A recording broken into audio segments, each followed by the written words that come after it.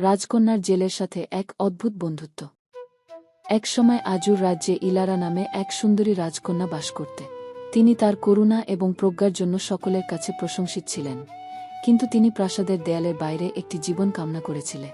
একদিন সূর্যের উজ্জ্বল আলোর সাথে তিনি একজন সাধারণের ছদ্মবেশে রাজ্যের উপকণ্ঠে অন্বেষণ করার সিদ্ধান্ত নিয়েছিলেন।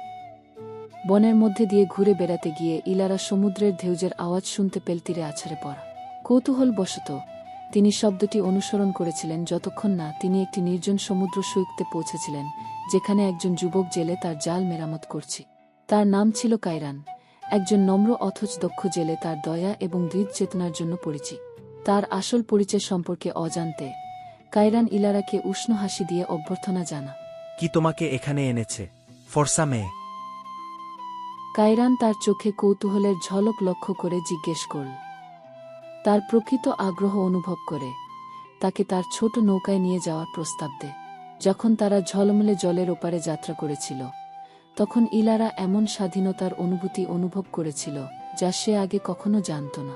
নৌকার মৃদু দোলনা, ননতা হাওয়া এবং সমুদ্রের বিস্তীর্ণ বিস্তৃতি তাকে গভীর শান্তির অনুভূতিতে পূর্ণ করেছে।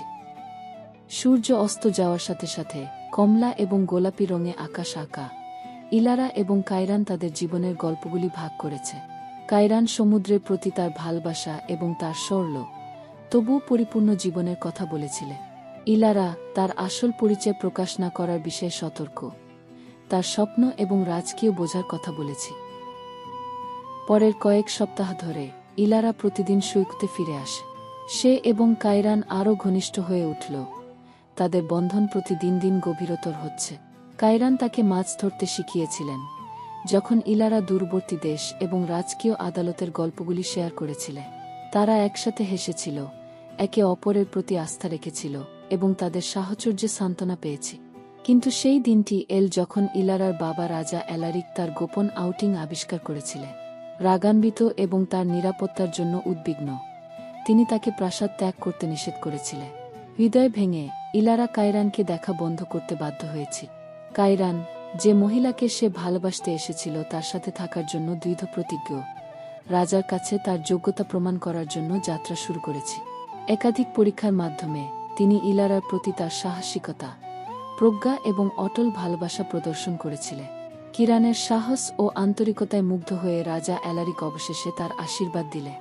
ইলারা এবং কায়রান একত্রিত হয়েছিল, রাজকন্যা এবং জেলে হিসাবে নয়, প্রেম এবং শ্রদ্ধার দ্বারা আবদ্ধ দুটি আত্মার মতো।